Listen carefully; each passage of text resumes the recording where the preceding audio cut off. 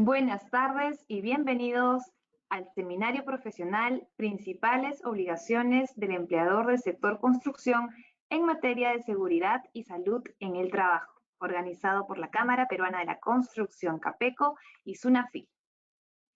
Al final de la sesión, podremos desarrollar la ronda de preguntas por parte de los asistentes, para lo cual los invito a poder dejarlas desde la opción Preguntas que encontrarán en la barra del menú que deben poder visualizar al lado derecho o superior de sus pantallas. El día de hoy tenemos el agrado de presentarles a nuestro expositor, el ingeniero Darwin Luna Torres, egresado de la Universidad Nacional Tumbes, con estudios de maestría en Seguridad Industrial y Protección Ambiental por la Universidad Nacional Federico Villarreal, con especialización en Gerencia de Sistemas Integrados de Gestión de Calidad Ambiental, Seguridad Ocupacional, con más de 11 años de experiencia profesional. Actualmente especialista en Seguridad y Salud en el Trabajo en la SUNAFIL. Buenas tardes, Darwin, y bienvenido una vez más a la plataforma de la Cámara Peruana de la Construcción. Un gusto tenerte con nosotros. Adelante. Bien, buenas tardes con todos.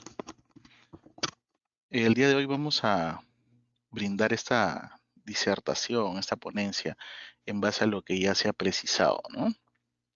Respecto a las principales obligaciones en materia de seguridad y salud en el trabajo para el sector construcción. Entonces, bajo esta premisa, nosotros vamos a desarrollar paso a paso, considerando que todo trabajador tiene derechos, ¿no? Sabemos que todo trabajador tiene derecho a un mismo nivel de protección en materia de seguridad y salud en el trabajo. Y es por ello que el empleador cumple un rol fundamental, por ello tiene el deber de prevención. Y frente a este supuesto, la ley ampara, la ley 29783, ampara incluso que a pesar de que un trabajador no pertenezca a la planilla del empleador principal, éste debe garantizar los medios y condiciones necesarios que protejan la vida, la salud y el bienestar de todos los trabajadores. Asimismo, sabemos que cuando hablamos de la materia o de la actividad construcción civil, nosotros tenemos un reglamento aplicable, pero vamos a tener en cuenta, en principio, que la ley 29783 tiene su propio reglamento. Por tanto, resulta ser aplicable para el sector construcción. Adicionalmente, el sector construcción mantiene un reglamento de seguridad y salud en el trabajo que fue aprobado el 2019 a través del Decreto Supremo número 011. Pero este decreto deroga ciertos artículos o ciertos numerales que se contraponen con él, y estamos hablando de la G50, es decir, la G50, que es una norma técnica, en tanto no contravenga este Decreto Supremo 011-2019, se encuentra vigente y resulta también ser aplicable, tal como lo menciona este decreto supremo, que será aplicable en tanto no contravenga a este decreto. Lo he reiterado, ¿no?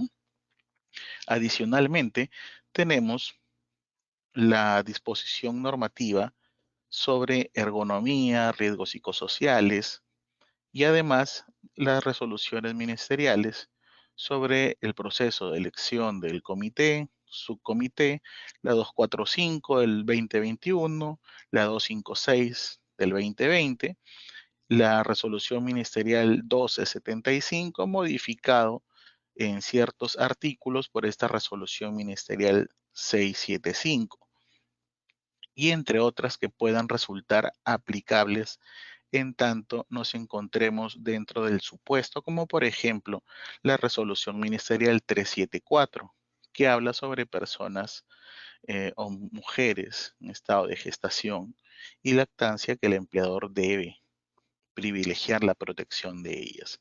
Dicho ello, el empleador tiene un fin en particular, y este fin en particular es que promueva una cultura de prevención de riesgos laborales.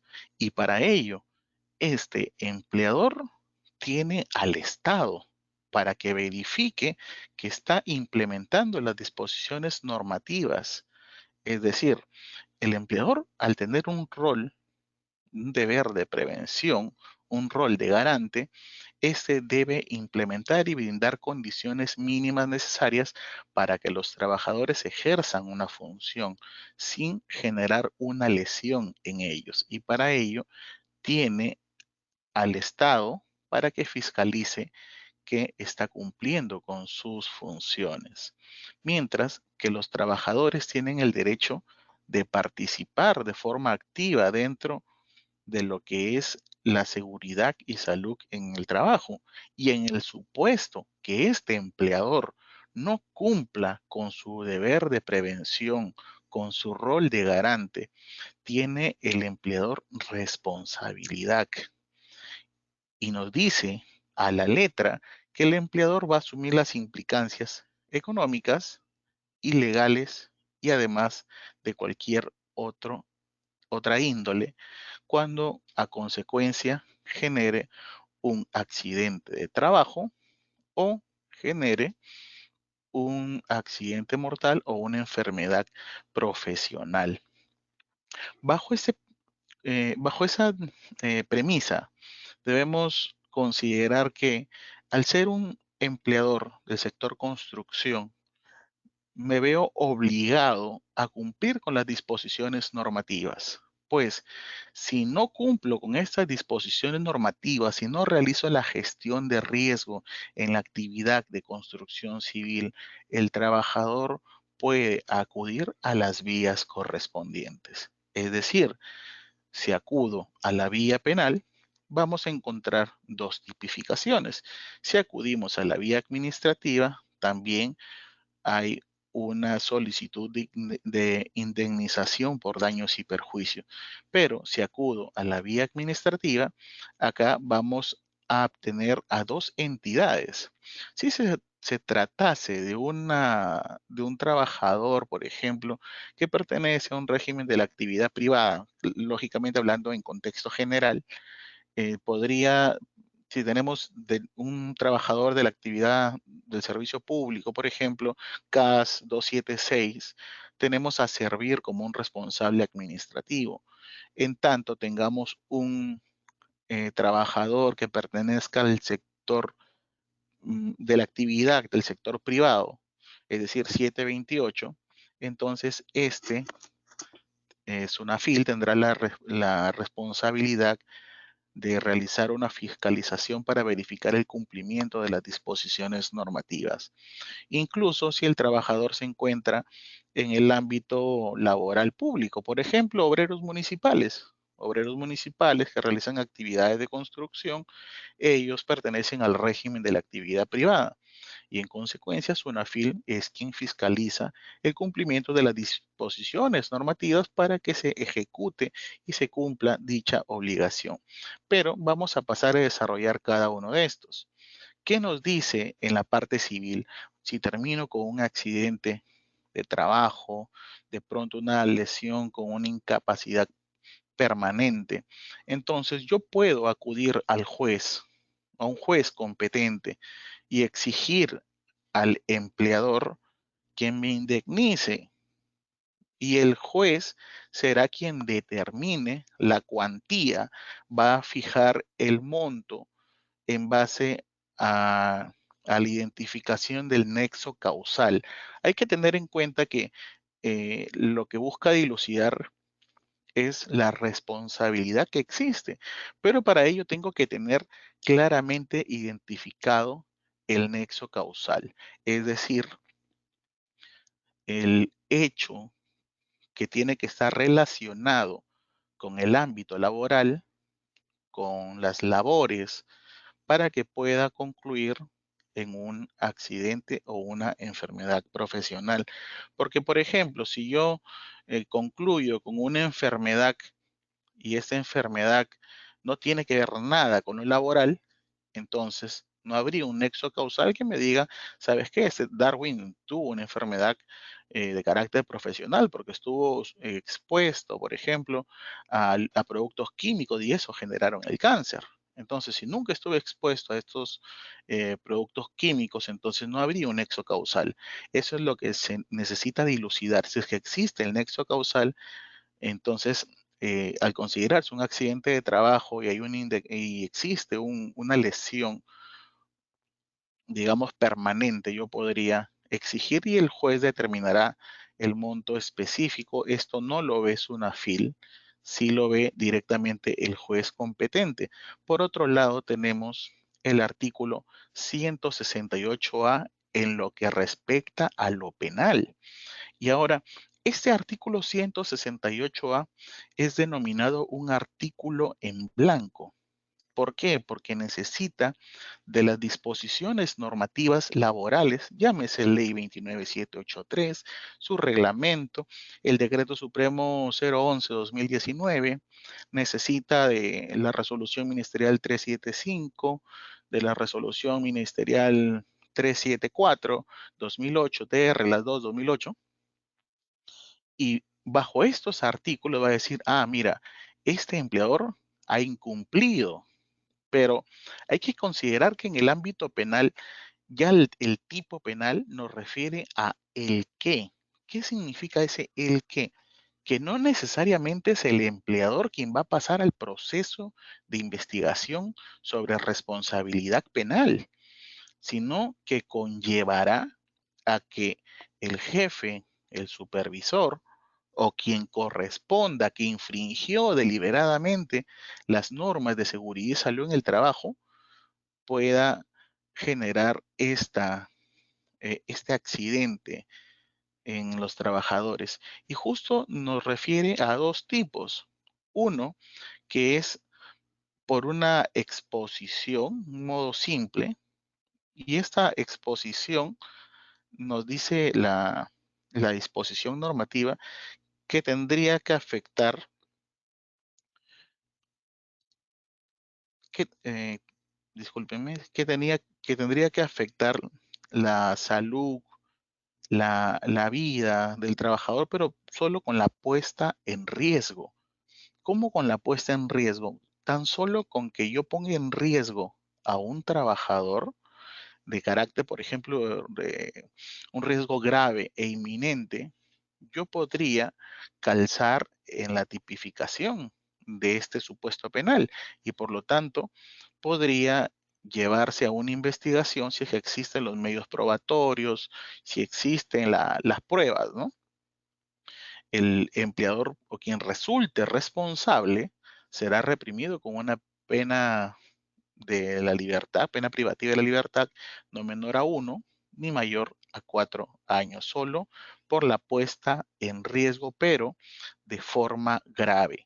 Y este tipo, más que todo cuando habla de forma grave, le corresponde pues al juez competente, al juez en lo penal, para que pueda determinar cuál es la exposición y el nexo causal, ¿no? Y el segundo ya es un delito por resultado. Estamos hablando del mismo artículo, pero en el segundo párrafo, ¿no? En el segundo párrafo nos precisa que si es que el trabajador termina o esta inobservancia deliberada causa la muerte del trabajador o un tercero o producen una lesión grave, entonces la pena privativa sería no menor de 4 años ni mayor a 8. Pero sería no menor de 3 ni mayor a 6 en el caso se genere una lesión grave. Insisto, este artículo penal también corresponde a que el juez competente pueda evaluar y frente a ello se lleva el supuesto con los medios probatorios y el juez podrá solicitar información de pronto a SUNAFIL, al Ministerio de Trabajo, entre otros, y va a generar una investigación. Entonces, el fiscal será quien se encargue en su defecto o el abogado defensor de acotar las pruebas pertinentes para dilucidar esta controversia. Por otro lado, en la responsabilidad administrativa, habíamos precisado que es SUNAFIL quien verifica este cumplimiento y frente a ello debemos señalar que a través del cuerpo inspectivo se va a promover, supervisar y fiscalizar las disposiciones normativas. Por ejemplo, a través de una orden de inspección se designa a un inspector para que realice una orientación, una asistencia técnica o una inspección. ¿Por qué? Porque SUNAFIL no solo fiscaliza, también asesora técnicamente, ¿no? Estas son las principales funciones de la SUNAFIL y ello lo va a realizar a través, como les decía, del cuerpo inspectivo, quien sigue un procedimiento y para ello otorga plazos razonables y el inspector en el marco de sus facultades va a verificar que se cumplen las disposiciones normativas.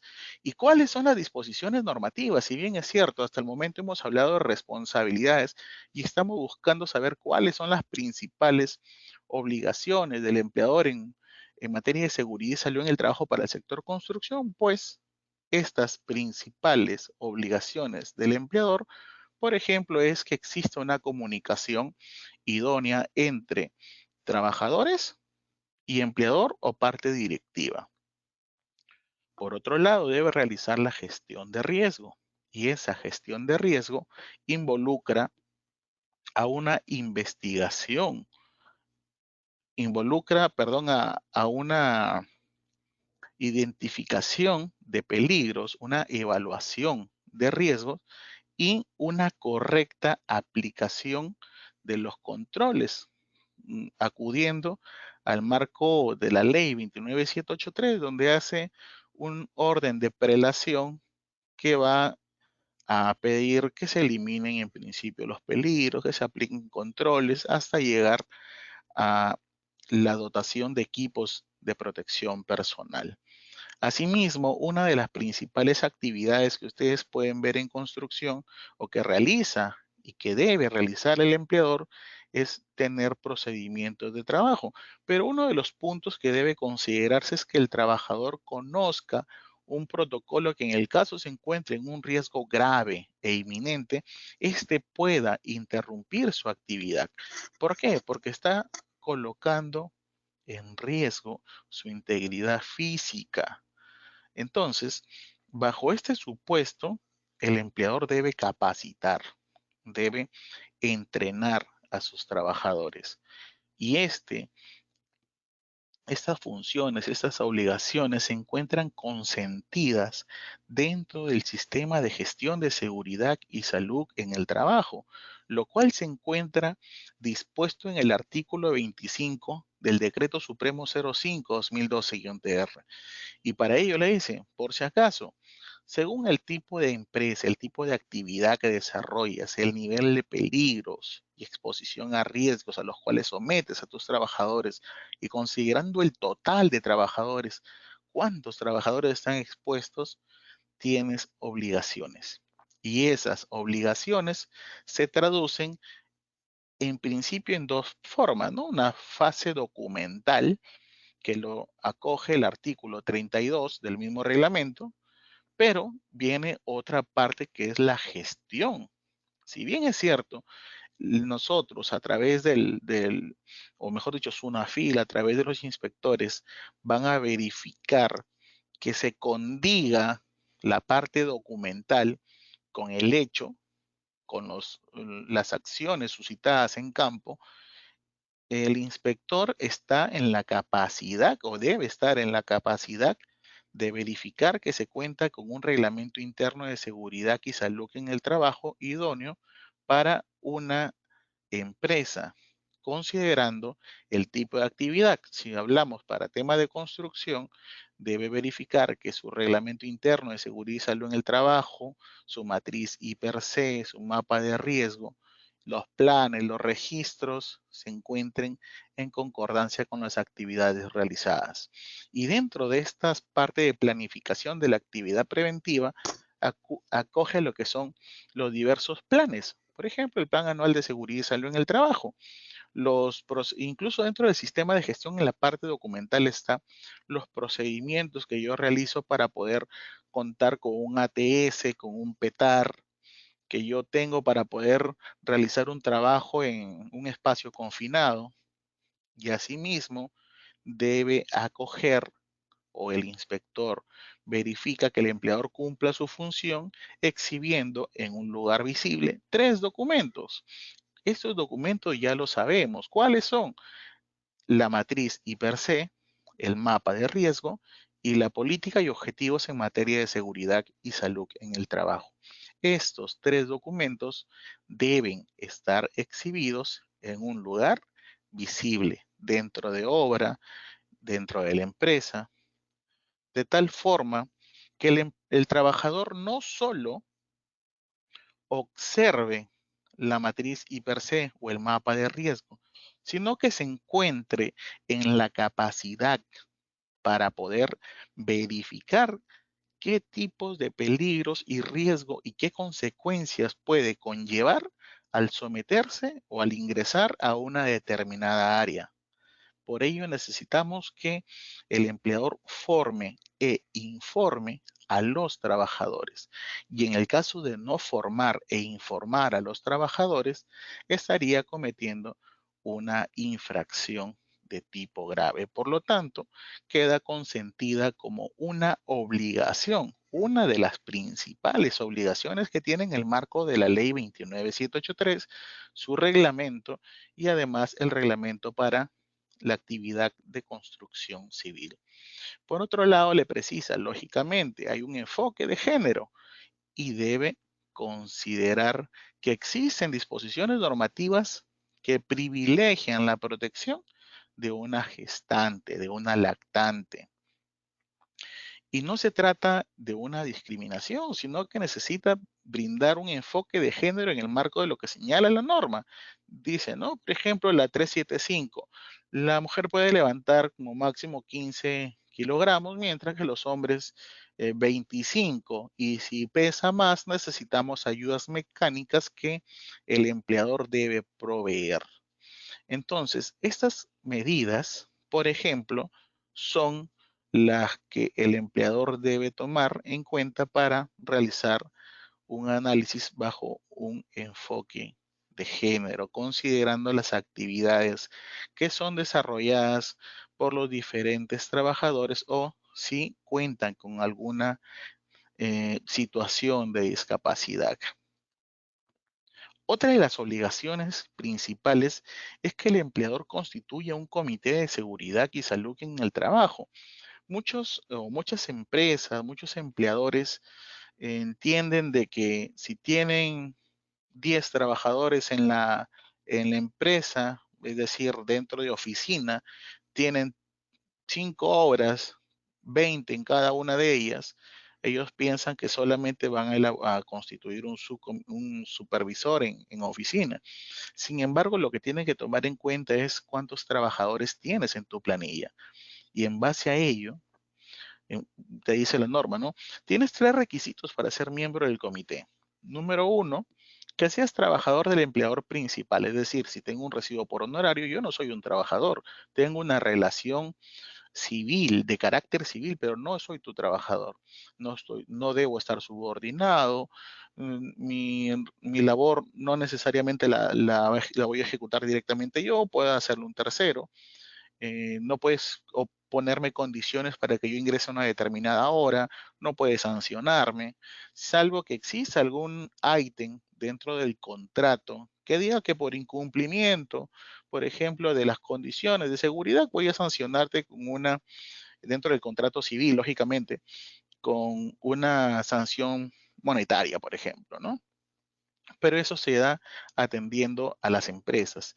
Entonces, yo digo, si tengo una empresa, por ejemplo, la empresa A y tiene 5 obras, nos dice la norma que la empresa debe contar, considerando la cantidad de trabajadores, un comité de seguridad y salud en el trabajo, considerando la premisa que es de 20 a más, un comité, menos de 20, un supervisor. Entonces, si tengo 5 obras, y tengo 20 en cada obra, son 100 trabajadores, más 15 trabajadores en oficina, tengo 115. Entonces conformo un comité de seguridad. Ahora nos dice, cuando tengamos más de una obra, en cada una de estas vamos a contar con un subcomité de seguridad y salud en el trabajo o supervisor según corresponda.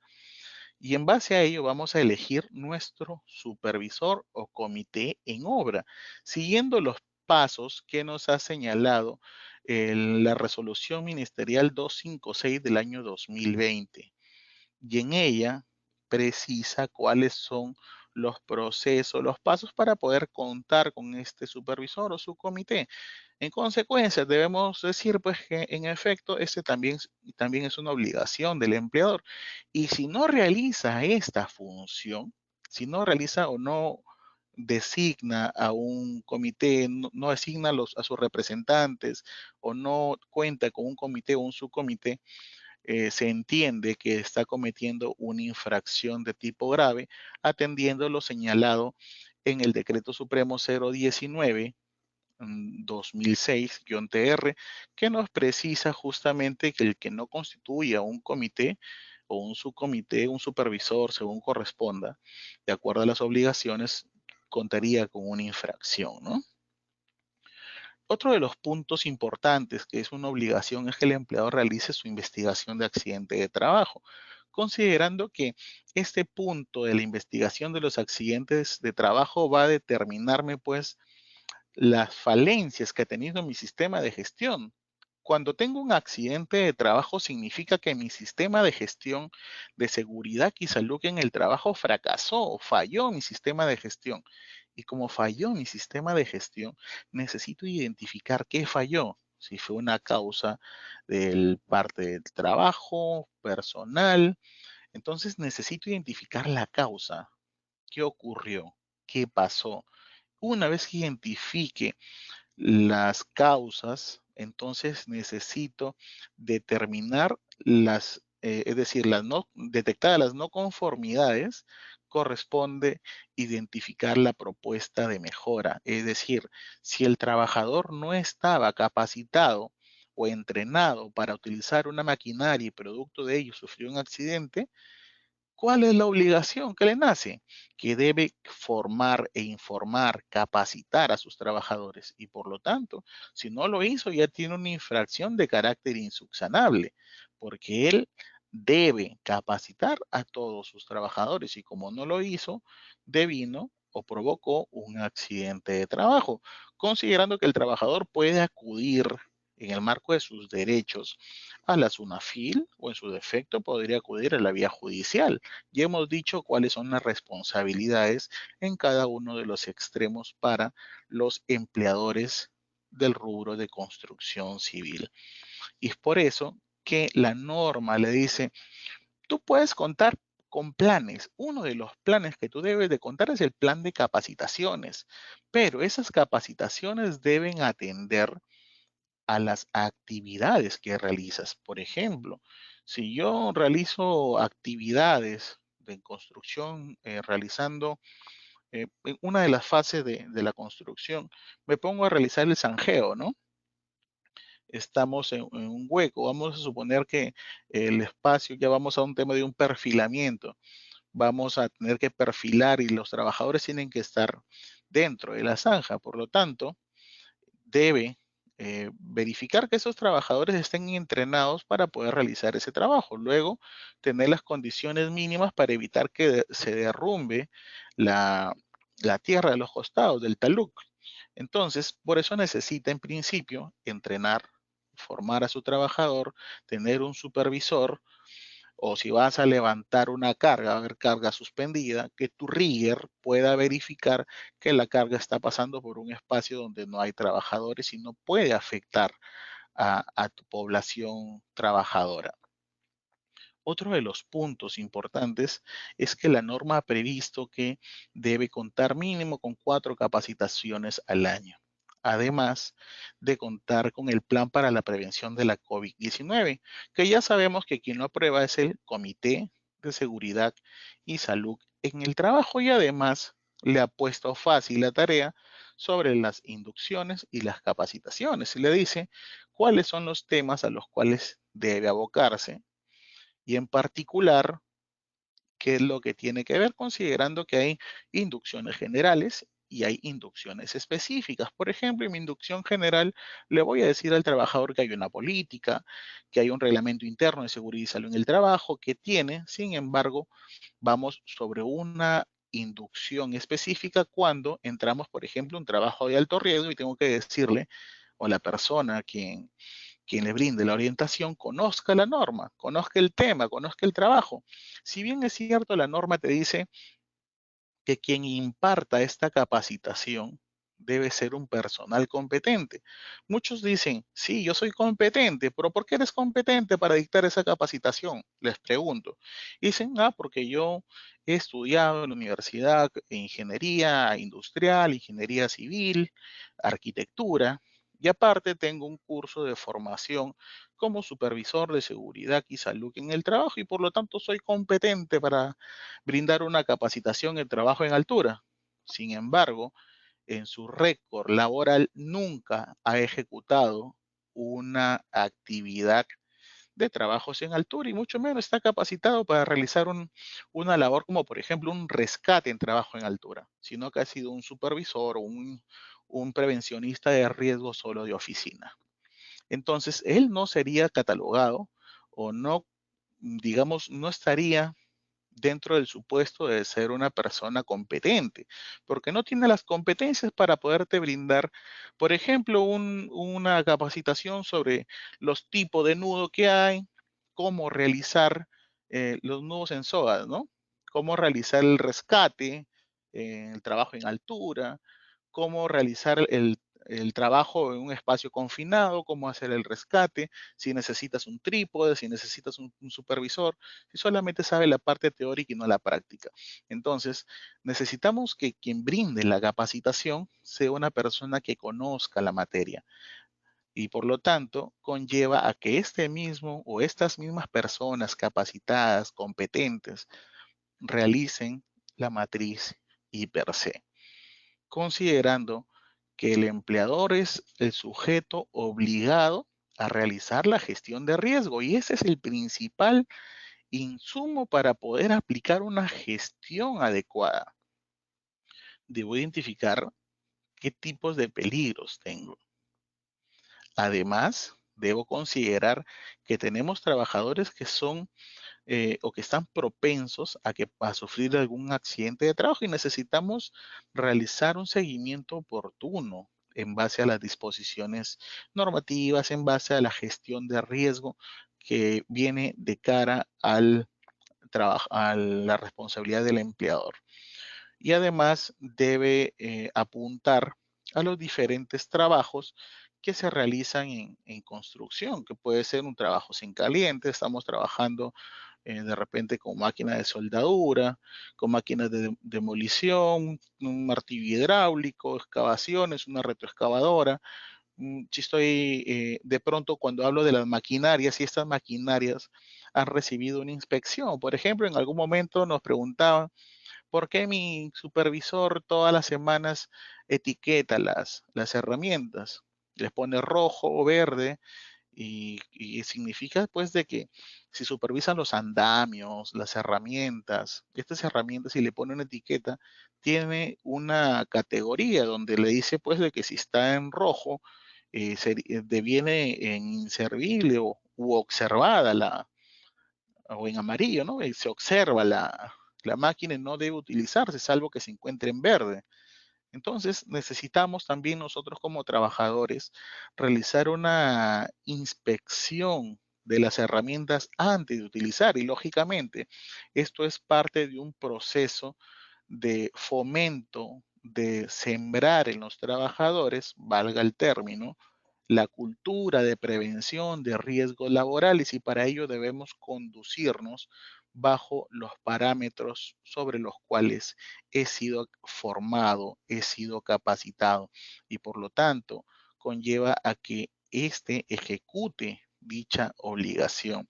Pero estas acciones que yo realice tienen que ir de la mano pues con mi matriz I+C y sabemos que esta matriz I+C debe ser elaborada por puesto de trabajo. Esta es una matriz básica, pero acá existen riesgos residuales.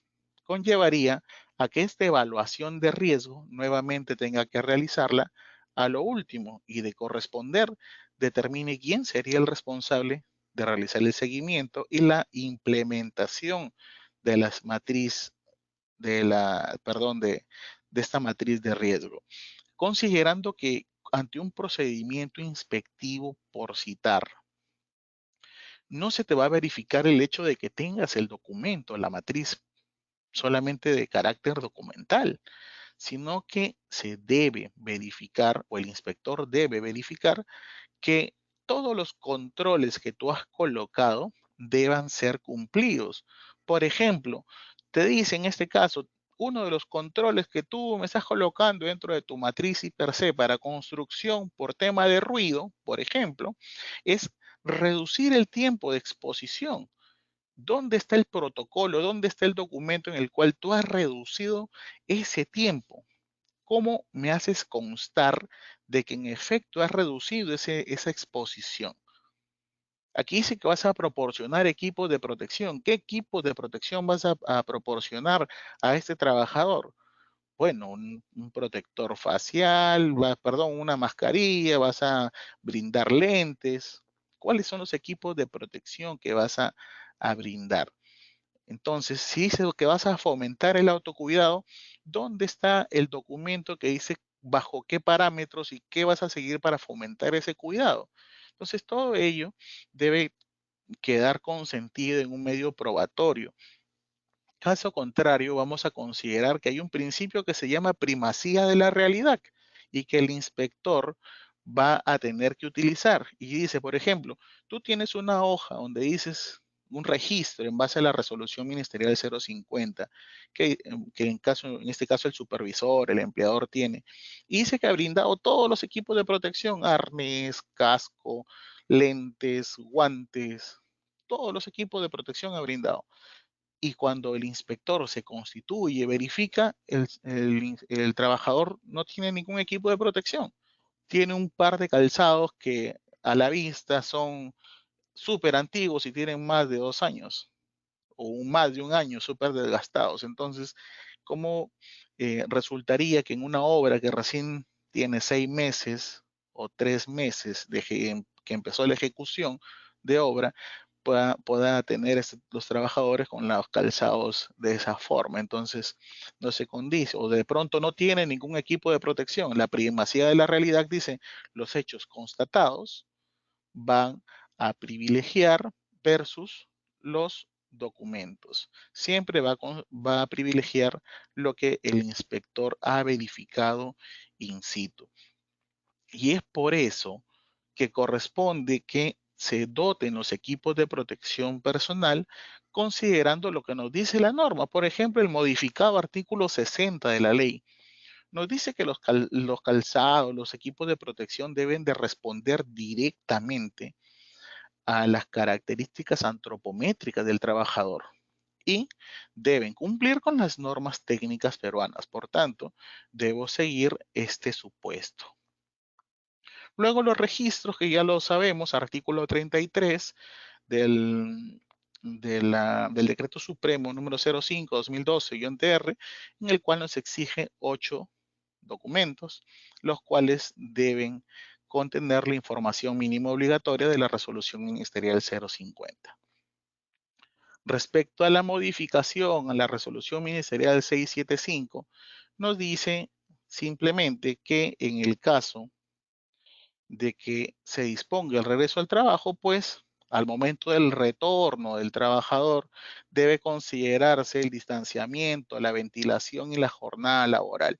La norma está privilegiando en este contexto que todos los trabajadores principalmente deban laborar en un espacio ventilado y para ello debe el empleado realizar los monitoreos de CO2. Y en el caso este trabajador que retorna a ejecutar labores no tiene sus 3 dosis, tal como lo señalaba la norma anteriormente, le dice que le recomienda, ya no lo obliga, le recomienda que el trabajador o aquellos trabajadores vayan o se presenten con el servicio de seguridad y salud en el trabajo a efectos de cumplir con las dosis correspondientes. Por tanto, estas son las principales modificaciones que ha tenido, ¿no? Por otro lado, nos decía respecto al regreso que bueno, eso ya estaba consentido, pero aparentemente no lo habían considerado, no se habría entendido, donde dice que pues el profesional de la salud va a ser quien evalúe si es que un trabajador así pertenece al grupo de riesgo puede retornar o no va a retornar a una labor presencial, una labor mixta o a una labor remota propiamente, ¿no? Corresponde a que este servicio de seguridad y salud en el trabajo que estaría a cargo de un médico ocupacional, un licenciado en enfermería, cumpla con su obligación. Caso contrario, pues sabemos que existen disposiciones normativas dentro del reglamento de la Ley General de Inspección del Trabajo, en la cual puede concluir con una infracción de tipo grave o en su defecto concluir con una sanción, digamos, o una denuncia, una demanda, ¿no? Que puede ir a lo penal o a lo civil. Bien, eso es cuanto tengo que compartir con ustedes y pasamos a la ronda de preguntas, por favor, Joana, si me apoyas en esta parte.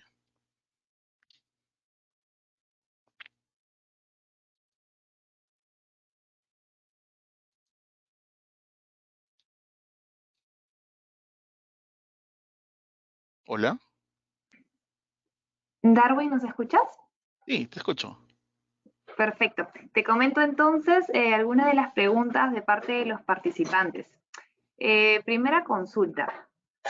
Si el accidente de trabajo se produce cuando el trabajador se traslada desde su casa al lugar de la obra, ¿cuál será la responsabilidad de la empresa constructora?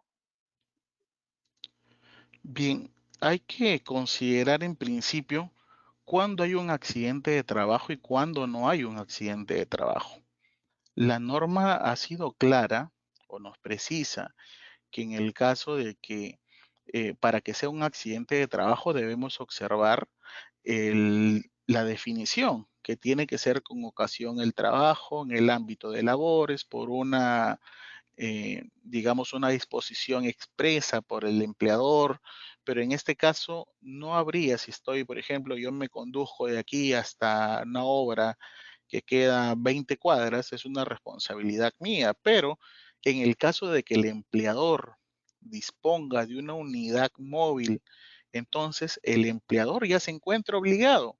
Este empleador tiene el deber de prevención y también lo recoge el supuesto de la ley 29783 y su reglamento, donde le precisa que en el caso de que el empleador provea de un vehículo propio, alquilado o de un tercero para que el personal se vaya desde un punto fijo hasta la obra, entonces existe el deber de prevención y por lo tanto corresponde a que el empleador realice las acciones pertinentes para proteger, salvaguardar la integridad de todos los trabajadores, ¿no? Muchas gracias, Darwin. Siguiente consulta. Nos preguntan, Si el empleador quiere mantener su antiguo plan COVID antes de la RM675, ¿es válido? Será válido en tanto contemple los supuestos que trae la nueva modificatoria. Si es que no, no acoge esos supuestos, entonces lo que corresponde es una modificación normativa. Pero, insisto, aquí ya tendría que evaluarse digamos que la pertinencia de que este mismo documento permanezca considerando las nuevas disposiciones. Ahora, como empleador, yo podría establecer, digamos que criterios que salvaguarden o mucho más allá de los que señala la norma, de tal forma que salvaguarde la integridad física, salud de los trabajadores y lo puedo realizar siempre y cuando no infrinja las disposiciones o los derechos de los trabajadores. Ujú. Perfecto. Nos preguntan también si el empleador provee la movilidad para trasladarlos. ¿Se tiene que considerar en las actividades el IPERC de la línea base? Lo que pasa es que eso no estamos hablando de una actividad laboral. La matriz y per se acogería lo que es el ámbito de la actividad laboral.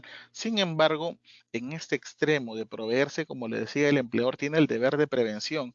¿Y el deber de prevención a qué conllevaría? Conllevaría, por ejemplo, a que verifique que este vehículo en el cual voy a transportar a mis trabajadores tenga los mantenimientos respectivos, que la persona que conduzca sea una persona capacitada, que tenga un manejo a la defensiva, que las vías, por ejemplo, de ser posible, si es que estoy en un lugar no accesible fácilmente, pueda a través de mi maquinaria establecer una ruta que le brinde mayor seguridad, considerando mi deber de prevención.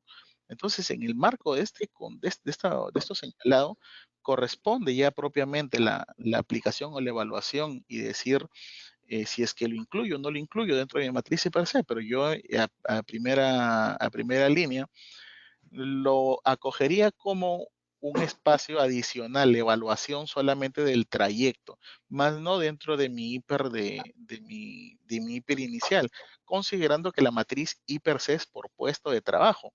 Y esto lo que voy a realizar es una actividad, salvo que el trabajador, el que conduce el vehículo, sea tu trabajador. Entonces ese trabajador debe tener sí su matriz y per se en el cual se señale que su puesto de trabajo es conducir un vehículo por una trocha carrozable, el cual debe tener un manejo a la defensiva, etcétera, ¿no? Pero esos son la evaluación de cada supuesto, no vamos a aplicar una regla general para todo, ¿no? Tiene que evaluarse cada supuesto. Bien, nos preguntan si pudieses mencionar algunos casos donde el trabajador es responsable por accidentes laborales. Lo que ocurre está en que el empleador, no sé si leyeron el artículo, la cuarta filimina que compartí, donde decía que el empleador siempre va a ser responsable frente a un accidente de trabajo. Entonces, pasa de que el empleador tiene que formar, informar y por último, una vez que el trabajador está formado, informado, todo capacitado, tiene que disponer de una supervisión efectiva. Y esa supervisión efectiva conlleva a que no realicen actos subestándar. Por tanto, dentro del análisis de las causas dentro de un accidente de trabajo, se va a incluir que es por factores personales o en su defecto vamos a evidenciar cuál ha sido la causa que ha conllevado a que el trabajador no siga las reglas, pero en todos los supuestos el empleador siempre le conlleva una responsabilidad.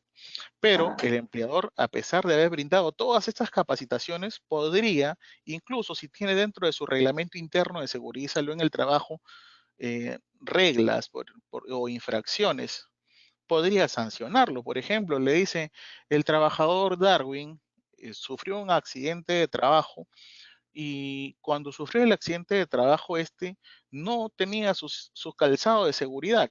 Entonces, ¿qué ocurre? En mi reglamento interno de seguridad y salud en el trabajo, en mi RIC, en mi reglamento interno de trabajo, dice que el trabajador debe portar sus equipos de protección y no poseerlos, conlleva una infracción, por ejemplo, sancionable con un memorándum de llamada de atención o hasta con el despido según corresponda, ¿no? Hay que analizar bien el supuesto y colocar la tipificación. Claro, estoy exagerando en el párrafo ahorita, para el ejemplo. Entonces, yo, a pesar de que el trabajador sufrió un accidente, Darwin sufrió un accidente, yo atiendo al accidente de trabajo, pero luego le voy a poner un memorando de llamada de atención. Y en base a ello, puedo continuar, incluso puedo difundir cuál ha sido el medio de cómo ocurrió el accidente de trabajo, el cómo para evitar y que vuelva a pasar un accidente de trabajo. Bien, nos comentan, un contratista ejecutor de obra, empleador, está en obligación de contratar seguros de obra. ¿Qué consecuencias se tiene si no cuenta con los debidos seguros? Aquí hay que tener en cuenta una cosa importante. Si yo soy el empleador principal, quien ingrese a trabajar conmigo debe tener el mismo nivel de protección que yo tengo. Y si yo no coordino esas obligaciones, entonces ante una fiscalización, la fiscalización puede sancionar a los dos. Uno, por incumplimiento a la empresa principal, por incumplir con su obligación de coordinar en materia de seguridad y salud en el trabajo, que eso se encuentra consentido y tipificado dentro del Decreto Supremo 019-2006-TR, y al empleador y al otro tercerizado, al trabajador, a esta empresa contratada, para, porque no ha cumplido con adquirir los seguros respectivos, llámese SSTR, seguro Vida Ley, etcétera. Nos preguntan si es que se debe formar un comité de seguridad para una obra de solo 3 meses. En efecto, si es que tengo, a ver, regresamos a la ponencia. ¿Qué ocurre si es que, qué nos dice, cuál es el supuesto de la norma? El supuesto de la norma nos dice, tienes más de una obra, entonces como tienes más de una obra, debes tener subcomités en obra, no comité, subcomités, pero siempre y cuando tengas de 20 a más trabajadores. ¿Qué significa? Si yo tengo una obra, ya tengo 3 obras y tengo, las 3 obras son de 3 meses, entonces, ¿estoy dentro de la obligación? La respuesta es sí. ¿Tengo que conformar mi subcomité? La respuesta es sí. Pero si tengo menos de 20 trabajadores, entonces un supervisor de seguridad y salud en el trabajo bajo los plazos de la resolución ministerial 256-2020-TR. Nos preguntan qué pasa cuando en una obra pública no se tiene un plan de seguridad y salud en el trabajo, pero sí se tiene a nivel institución. Lo que pasa es que la obra, a ver, lo que pasa es que la obra debe contar con sus planes dentro de la actividad de la planificación, se llama la obligación de contar con la planificación de la actividad preventiva. Y los planes son considerando la actividad, porque yo puedo tener un plan genérico, pero en mi plan genérico no se encuentra la especialidad, ¿no? No se encuentra lo específico para esta obra en particular, porque puede darse el supuesto de que una obra la podamos tener en el Callao, una obra podamos tener en Puno y otra podamos tener en Lambayeque, ¿no? Entonces, cada una de estas obras va a tener sus propias particularidades. La empresa como tal tiene su plan, pero las obras necesitan contar con el plan que nos señala, por ejemplo, el Decreto Supremo 011-2019-TR, y no contenerlo me conlleva una infracción de tipo grave y la cual es sancionada considerando el número de trabajadores que tenga. Nos preguntan cómo responde la empresa en caso suceda un accidente con una tercera persona que no sea colaborador, sino un espectador que estuvo paseando cerca al área de la obra. Aquí ya conlleva un análisis respecto a la función de este empleador principal, porque si yo estoy dentro de una obra, yo tengo que tener una delimitación de mi espacio. Ahí, si él ha incumplido, tiene una responsabilidad directa con este trabajador, con esta persona. Incluso recuerdo que tenemos un decreto supremo que nos refiere, no sé si es el 06, que nos refiere, que nos aprueba sobre el registro de los accidentes de trabajo. Y ahí dice de que uno de los supuestos para considerar un incidente peligroso sería de que una exposición a un tercero. Y se da justo en ese supuesto, es un incidente peligroso, si es que no sufre, caso contrario, un accidente, pero no sería de trabajo, ya habría una relación, una responsabilidad de tipo civil. Y esta responsabilidad civil conlleva que la persona afectada pueda demandar en la vía ante un juez competente para solicitar una indemnización, podría este mismo interponer una denuncia, por ejemplo, acudir a la municipalidad y decir de que no se está cumpliendo con salvaguardar la integridad física de los transeúntes, o en su defecto también podrá acudir a la SUNAFIL y señalar de que no se está cumpliendo con orden y limpieza, con condiciones mínimas de seguridad que conlleva a que incluso terceros terminen con un accidente de trabajo, y eso deberá evidenciarse y ver qué tipo de responsabilidad conlleva en cada supuesto. En la entidad donde trabajo me indican que con la nueva modificatoria ya no se requiere la evaluación del médico para reincorporar al trabajador con factor de riesgo para COVID. ¿Es cierto? Aquí lo hemos leído, justamente lo que está diciendo es de que el profesional de la salud será quien determine. Justo hace creo que 5 minutos lo expuse, y está empoderando al Servicio de Seguridad y Salud en el Trabajo para que éste evalúe si es que el trabajador regresa o se reincorpora considerando el accidente, perdón, considerando la enfermedad que ha tenido, ¿no? Perfecto. La inspección de herramientas tiene un proceso que considera colores. Para autorizar el uso en forma mensual, ¿ha variado estos colores para cada mes? Esto ya es parte de una gestión interna, ¿no? Más que un marco normativo. No hay un cambio sobre el particular, sin embargo, ya conlleva una parte de una gestión interna respecto a la norma técnica sobre los colores que le puede brindar, ¿no? Pero en particular no hay un cambio sobre esta disposición, sobre la norma técnica peruana. Perfecto, lo mantenemos así. Tenemos una consulta más.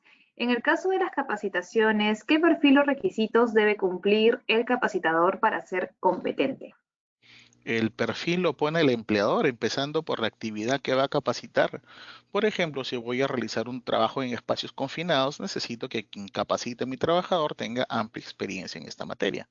Si voy a realizar un trabajo de rescate en altura, entonces el que está en espacios confinados puede tener esa capacidad para brindar esa capacitación, como puede no tenerla. El perfil lo determina el propio contratante, es decir, el empleador. El empleador tiene que definir, por ejemplo, cuántos años quiere de experiencia, si quiere 2, 3, 5, cuántos cursos, ya va a depender propiamente de esa gestión interna. Ya no va a un marco normativo, eso ya es más que todo de gestión, no va por un marco normativo, insisto. Gestión interna. Bien, manejamos una consulta más por los tiempos, se parece, Darwin. Nos dicen, si en una oficina de menos de 20 trabajadores, como cliente principal y para obra de construcción, se subcontrata, dichas contratistas cuentan también menos de 20 trabajadores, se tienen que tener un comité de seguridad, incluyendo los subcontratistas.